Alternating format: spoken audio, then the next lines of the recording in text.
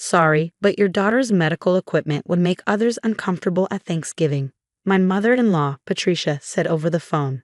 Her voice dripped with fake concern. You understand, right? We want everything to be perfect this year with the investors coming.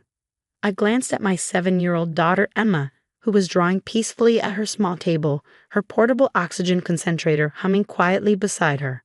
The same equipment that had kept her alive since her premature birth was now apparently an eyesore to Patricia's social climbing ambitions. Perfect, I repeated, my voice steady despite the anger building inside me. And by perfect, you mean pretending Emma doesn't exist. Don't be dramatic, Olivia. Patricia sighed. Of course, we love Emma. It's just, appearances matter. Michael's potential investors will be there with their families. We can't have them distracted by medical equipment during dinner. I watched Emma adding careful strokes of purple to her drawing, her dark curls falling over her face as she concentrated. She was the spitting image of her grandmother Elizabeth, Patricia's mother-in-law, who had passed away just 3 months ago. The same determined chin, the same creative spirit. What does James say about this? I asked, thinking of my husband, who was currently away on a business trip. James agrees completely, Patricia said quickly. He understands how important this dinner is for the family business. I doubted that. James had always stood up for Emma, had always put her first. But lately, with the pressure of taking over his father's company, he'd been more distant, more willing to give in to his mother's demands. I'll talk to James about it myself, I said firmly. Don't bother him with this, dear. He's so busy with the merger. Patricia's voice took on that condescending tone I'd grown to hate. Just stay home with Emma. Have your own little celebration. It's probably better for her anyway, less overwhelming. After hanging up, I sat at my desk, hands shaking with suppressed rage. 6 years of dealing with Patricia's subtle exclusions, her backhanded comments, her constant attempts to hide Emma from her social circle. But this was different. This was blatant rejection. My phone buzzed with a text from James. Mom told me about Thanksgiving. Maybe she's right this time. Emma gets tired at big gatherings anyway. We can celebrate together when I'm back. I stared at the message, feeling something break inside me. This wasn't the man I'd married, the one who'd spent countless nights in the NICU with me, who'd learned every detail of Emma's medical care without complaint. Mommy, look. Emma's voice pulled me from my thoughts. She held up her drawing, a family of bears having a picnic. It's us having Thanksgiving. I smiled, fighting back tears. It's beautiful, sweetheart. What Emma didn't know was that I'd spent the morning with Elizabeth's lawyer, Mr. Sullivan. 2 weeks before her death, Elizabeth had called me to her house while Emma was at school. Patricia's showing her true colors more and more, Elizabeth had said, her voice weak but her eyes sharp as ever. James is too blind to see it, too caught up in becoming his father. But I see everything. She handed me a thick envelope. Give this to Sullivan after I'm gone. And Olivia, when the time comes, don't let them know you were prepared. That envelope contained documents that would shake Patricia's perfect world to its foundations. Elizabeth, it turned out, had owned the majority shares in the family company, shares that everyone assumed would go to James. She'd also owned the sprawling family estate where Patricia held court, hosting her precious social events. Mr. Sullivan had confirmed it all this morning. Everything's in order, he'd said, just as Elizabeth planned. The reading of the will is scheduled for the day after Thanksgiving. I looked at Emma, still absorbed in her drawing, blissfully unaware of the family drama swirling around her. Patricia thought she was orchestrating the perfect Thanksgiving, impressing investors with her carefully curated family image. She had no idea that her perfectly planned dinner would be one of her last in that house. My phone buzzed again. Another text from James. Mom's really stressed about the investors. Let's not make waves right now. I didn't respond. Instead, I walked over to Emma and knelt beside her table. How about we plan our own special Thanksgiving, just you and me? Her face lit up. Can we have pizza? We can have anything you want, I promised, pulling her into a gentle hug, careful not to disturb her oxygen line. Over her shoulder, I caught sight of Patricia's latest social media post, preparing for the perfect family Thanksgiving. Grateful for our beautiful, healthy family. #blessed. I smiled, thinking of the documents in Mr. Sullivan's office. Sometimes, the best response to cruelty isn't immediate confrontation. It's patience. Patricia would learn that lesson soon enough. Emma pulled back from the hug, her eyes serious. Will Daddy be sad he missed our pizza Thanksgiving? I think, I said carefully. Daddy will have a lot to think about after this Thanksgiving. As Emma returned to her drawing, I started making plans. Patricia wanted her perfect holiday. Fine, let her have it. But by the time the leftovers were packed away, she'd learned what really matters in a family, and it isn't appearances. The day before Thanksgiving, Patricia's social media went into overdrive. Photos of the elaborately decorated dining room, the professional catering setup, and her designer table settings flooded my feed. Each post tagged the visiting investors and their families, along with captions about family traditions and generational wealth. I muted her account and focused on Emma, who was helping me knead dough for our homemade pizza. Her oxygen tube occasionally got dusted with flour, making her giggle. These were the real family moments, messy, imperfect, and full of love. Mrs. Bennett? Emma asked, referring to her favorite teacher. She said we're having a gratitude circle at school today. Can we do one too? Of course, sweetheart. I wiped flour from her cheek. What are you grateful for? My pizza chef mommy, she grinned, and Grandma Elizabeth's special paint set. My heart tightened. Elizabeth had given Emma that professional art set just weeks before she passed, along with hours of patient instruction. Patricia had called it a waste, saying Emma's medical issues would prevent her from pursuing anything artistic. My phone buzzed. James again. Mom's really outdone herself this year. The house looks amazing. The Hendersons are impressed already. I typed back, how's the merger looking? Good, Mr. Henderson's practically guaranteed his investment. Mom was right about keeping things streamlined tomorrow. Streamlined, like his daughter's medical equipment was just an inconvenient business obstacle. That evening, as Emma slept peacefully in her room, her oxygen concentrator humming its steady rhythm, I received an unexpected visit. Sarah, James's younger sister, knocked on my door, looking troubled.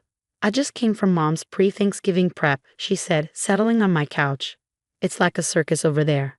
But Olivia, the things she's saying about Emma. Let me guess, she's pretending she doesn't have a granddaughter. Sarah nodded, tears in her eyes. She told the Hendersons that James has no children yet. She's hidden all the family photos with Emma. When I confronted her, she said it was just business and that I wouldn't understand since I'm not a mother. I thought of Elizabeth's words, Patricia's showing her true colors. There's something else, Sarah continued. Mom's been bragging about inheriting Elizabeth's shares in the company. She's already promised Mr. Henderson a seat on the board once everything's settled. I kept my face neutral, though inside I was laughing at Patricia's presumption. That's interesting. I can't believe James is going along with this. The brother I grew up with would never. People change, I said quietly, or maybe they just show who they really are. After Sarah left, I checked on Emma again. Her room walls were covered with her artwork, bright, vibrant pieces that Elizabeth had insisted on framing properly. Talent should be displayed, she'd said, giving Patricia a pointed look. My phone chimed with a message from Mr. Sullivan. Everything's prepared for Friday. Elizabeth would be proud of how you're handling this. I smiled, remembering my last conversation with Elizabeth. She'd been sitting in her favorite armchair, watching Emma paint. You know why Patricia hates the medical equipment so much? She'd asked. It's not about appearances, it's about control. She can't control Emma's condition, can't make it fit her perfect narrative. And she hates anything she can't control. Looking at Emma now, peaceful in her sleep, I thought about control. Patricia was certainly in her element, orchestrating her perfect Thanksgiving, positioning her pieces on the social chessboard. She had no idea she was playing a game that had been decided months ago. Another notification popped up, Patricia's latest post. Final touches on our perfect family gathering. So blessed to be carrying on Elizabeth's legacy of elegant entertaining. #family tradition, #blessed. Attached was a photo of Elizabeth's antique china cabinet, now stripped of the children's artwork she'd always displayed there. Emma's latest painting, the one Elizabeth had proudly placed front and center, was gone, replaced by crystal wine glasses. My phone buzzed again. James, Mom's outdone herself. The investors are impressed. You understand why tomorrow needs to be perfect, right? I looked at my sleeping daughter, then at the legal documents Mr. Sullivan had given me. Perfect is relative, I thought. And tomorrow will certainly be memorable, just not in the way Patricia expects. As I turned out the lights, I caught sight of one last social media update. Patricia, resplendent in her designer dress, raising a toast with the investors, grateful for family values and tradition. Tomorrow will be a celebration of our legacy. Legacy. If only she knew what Elizabeth's real legacy would be. Thanksgiving Day arrived with a flood of social media posts from Patricia's perfectly orchestrated dinner. Photos of elegant place settings, guests in formal attire, and carefully curated family moments filled my feed. Meanwhile, Emma and I spent our day making pizza, painting, and having our own gratitude circle. Then my phone lit up with an unexpected text from Mr. Sullivan. News from the dinner. You might want to check Patricia's latest post. I opened Instagram to find a live video of Patricia, clearly tipsy from wine, making an announcement to her guests. We're so blessed to announce that, with Elizabeth's shares being transferred to James next week, the Henderson merger is officially happening. A new chapter for our family legacy. In the background, I could see James nodding, raising his glass with Mr. Henderson. The comments section was flooded with congratulations and heart emojis. Mommy, can we call Grandma Elizabeth's lawyer now? Emma asked, surprising me. She told me to remind you when Grandma Pat made her big announcement. I stared at my daughter. Grandma Elizabeth talked to you about this. Emma nodded solemnly. She said sometimes grown-ups forget what's important and that you would know when to make a call. Fighting back tears, I dialed Mr. Sullivan. Within minutes, Patricia's perfect dinner was interrupted by his arrival at the estate.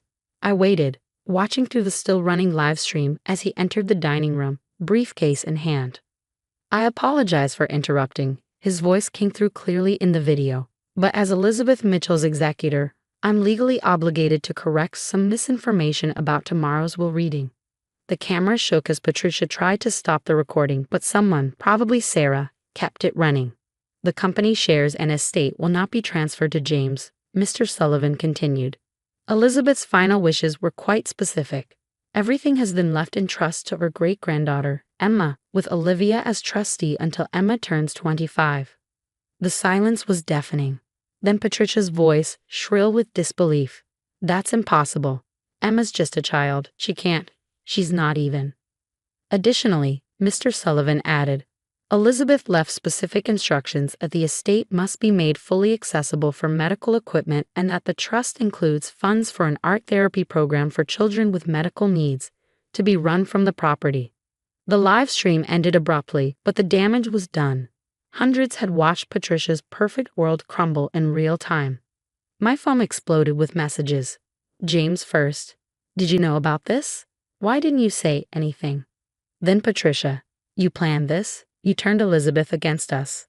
Finally, Sarah. OMG, Mom's having a meltdown. The Hendersons just left. This is better than reality TV. I turned off my phone and looked at Emma, who was adding the final touches to a new painting. Grandma Elizabeth said sometimes the best medicine is letting people learn their own lessons, she said wisely. The next morning, as we headed to Mr. Sullivan's office for the official will reading, I thought about Elizabeth's final gift. It wasn't just the shares or the estate. It was the lesson she taught both Emma and me, that true family sees past the surface, past the equipment and imperfections, to the heart of what matters. Patricia and James were already there, looking shell-shocked. As Mr. Sullivan read the full terms of the will, including Elizabeth's personal letter explaining her decision, I watched their perfect facade finally crack. I leave my legacy, Elizabeth had written, not to those who chase perfection, but to those who embrace life in all its beautiful imperfection.